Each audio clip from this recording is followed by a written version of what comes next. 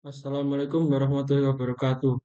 Perkenalkan, saya Wildan Fadayaki dengan NIM 2305090021 dari Prodi PTIK Fakultas Teknik Universitas Negeri Semarang.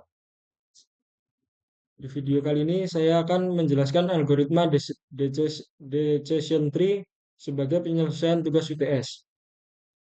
Di sini saya akan melakukan klasifikasi menggunakan decision tree untuk memprediksi pasien menderita diabetes.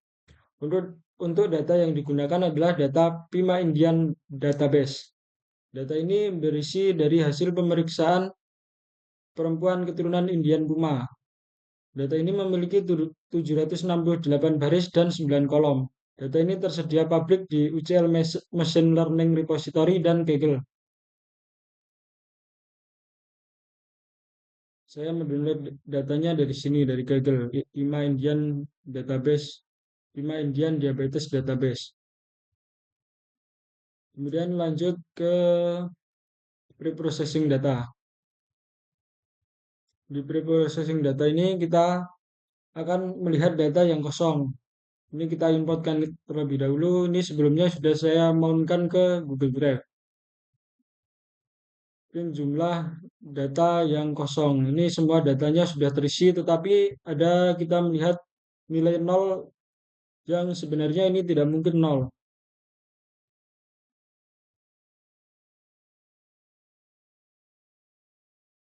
Kita melihat berapa jumlah nilai kosong nilai 0 yang ada dalam data ini. Ternyata ada banyak. Kemudian kita tangani nilai 0 ini dengan menghilangkan nilai 0 ini menjadi nilai kosong atau nilai none. Kemudian setelah itu kita input nilai yang kosong tersebut menggunakan data rata-rata atau mean.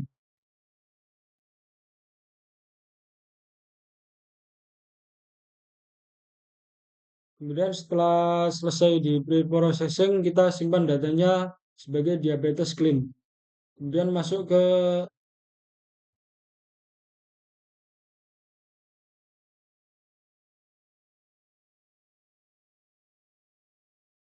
sebelum kita melakukan klasifikasi, kita input terlebih dahulu datanya. Di sini input menggunakan pandas.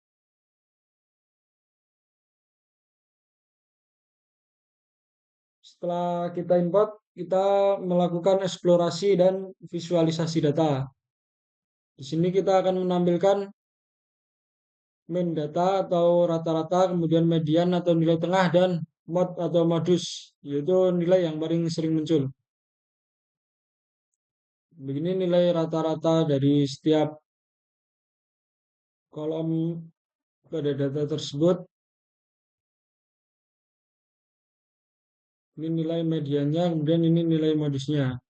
Untuk kodusnya seperti ini. Mean values sama dengan data mean values data median, mod values sama dengan data mod. Kemudian di print. Ini adalah tabel distribusi untuk setiap fitur pada dataset tersebut.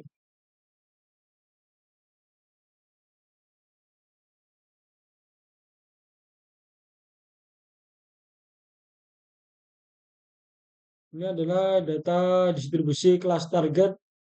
Dari data ini dapat dilihat bahwa outcome yang tidak diabetes lebih banyak dari yang diabetes.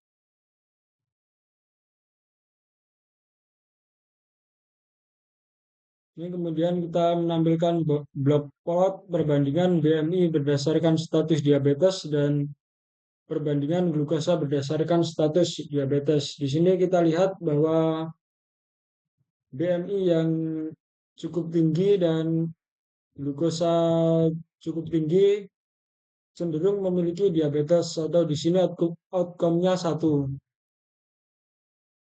Kemudian kita masuk ke teknik data mining-nya. Metode yang saya gunakan seperti yang saya katakan di awal video yaitu klasifikasi. Di sini kita menggunakan algoritma decision tree. Pertama kita memanggil atau mengimport library. Setelah kita import library-nya, kita akan membagi data, yaitu data fitur dan data target. Di sini X sama dengan drop data,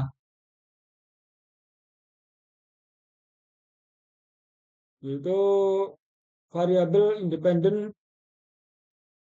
seperti glukosa, BMI, umur, dan lain-lain. Kemudian untuk Y sama dengan data, ini merupakan variabel target atau label. Di sini adalah outcome. Kemudian membagi dua menjadi data training dan data test. Kita membaginya data train 80% dan data test 20%.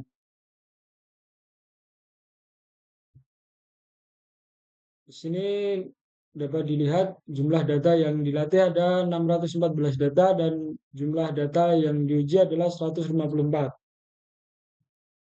Selanjutnya kita membangun model decision tree. Di sini decision tree classifier akan memanggil model decision tree untuk klasifikasi. Parameter yang digunakan adalah kriterian entropi. Kriterian entropi ini akan menggunakan informasi gen untuk memilih fitur atau variabel terbaik untuk pemisahan node. Kemudian MACDEP 4 ini digunakan untuk membatasi kedalaman pohon agar tidak terlalu kompleks nantinya untuk ke bawahnya. Kemudian data fit X-train, Y-train. Model ini dilatih dari data train mencari hubungan antar fitur atau variabel dengan label outcome. Kemudian evaluasi model. Akurasi skor. Akurasi skor akan menghitung persentase dari prediksi yang benar. Kemudian ada confusion metric. Di sini confusion metric akan menampilkan metrik tambahan yang berisi precision atau ketepatan prediksi, recall atau kemampuan model memprediksi kasus positif diabetes, dan F1 score atau keseimbangan antara precision dan recall. Ini hasilnya, kemudian confusion metricnya untuk prediksi 0 yang menghasilkan 0 ada 87 dan yang salah ada 17. Untuk prediksi 1 atau diabetes, hasilnya menunjukkan yang benar dengan hasil 1 adalah 37 dan yang salah dengan hasil 0 adalah 13. Kemudian kita visualisasikan decision tree-nya. Di sini jika glukosanya lebih tinggi dari 154 akan adalah benar, yaitu ke sini.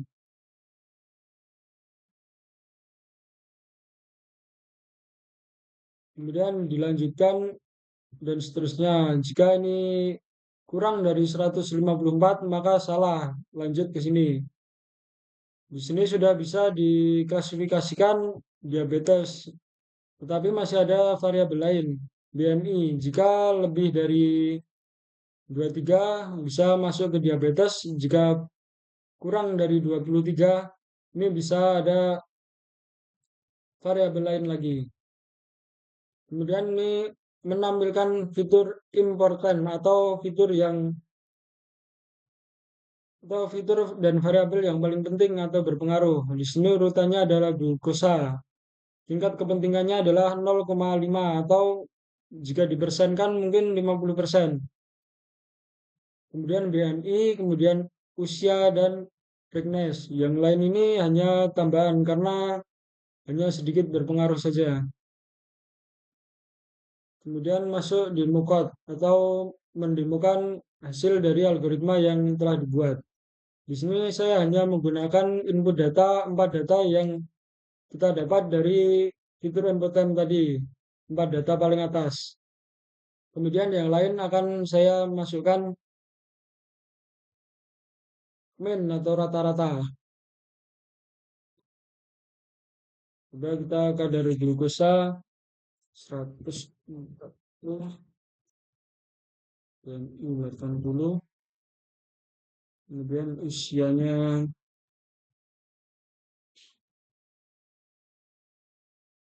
4 ambil jumlah kehamilan 3. Ini terprediksi diabetes dengan probabilitas non-diabetes 43% dan probabilitas diabetes 54%. Kemudian kita coba data lain.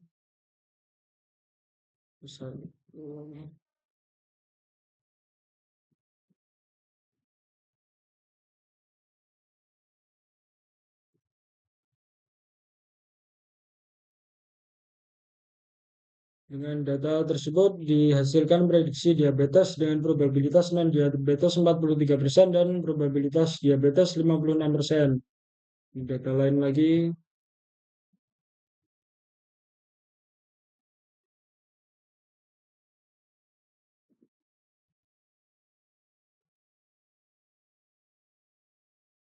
Hasil prediksi dari data ini adalah non-diabetes dengan probabilitas non-diabetes 71% dan probabilitas diabetes 28%.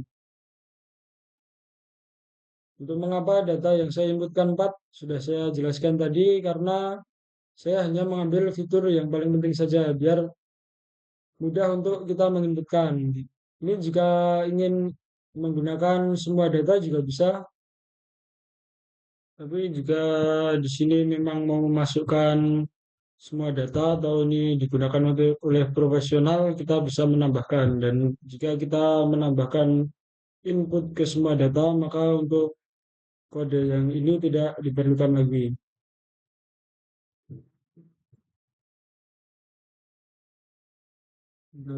Kita ngopi dari sini.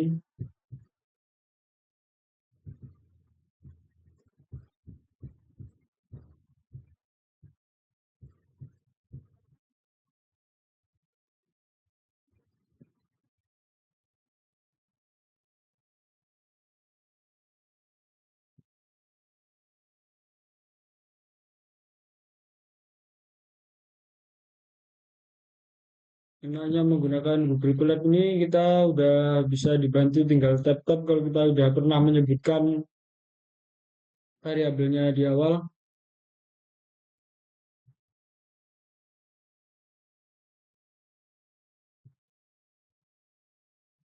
Masih kurang satu ini.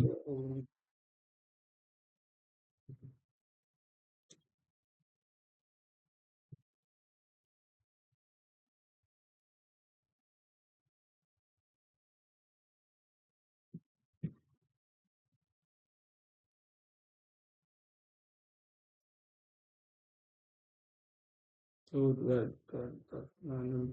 ini 8 data. Karena data ini ada 9 kolom dengan satu outcome.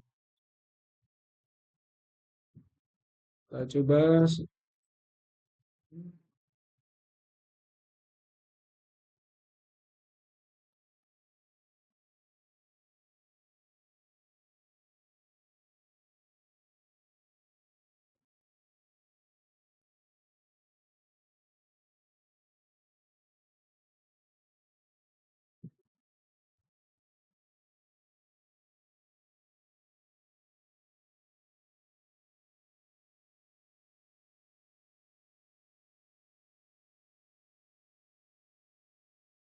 Data ini menghasilkan output.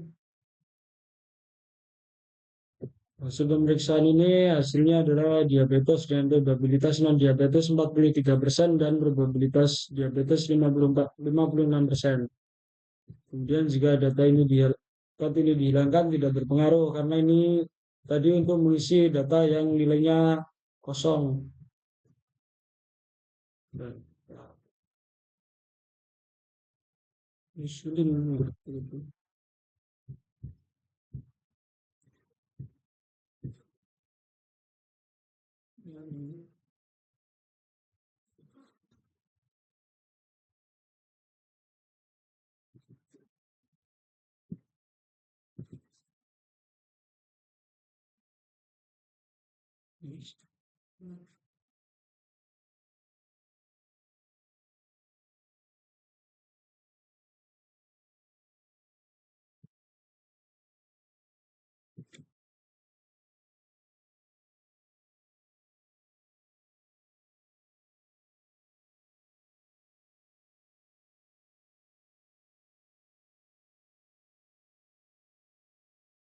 Dari data ini hasil prediksinya ada prediksinya non diabetes dengan probabilitas non diabetes 86,sekian% dan probabilitas diabetesnya sekian persen. Sekian dari saya, semoga bermanfaat. Terima kasih. Wassalamualaikum warahmatullahi wabarakatuh.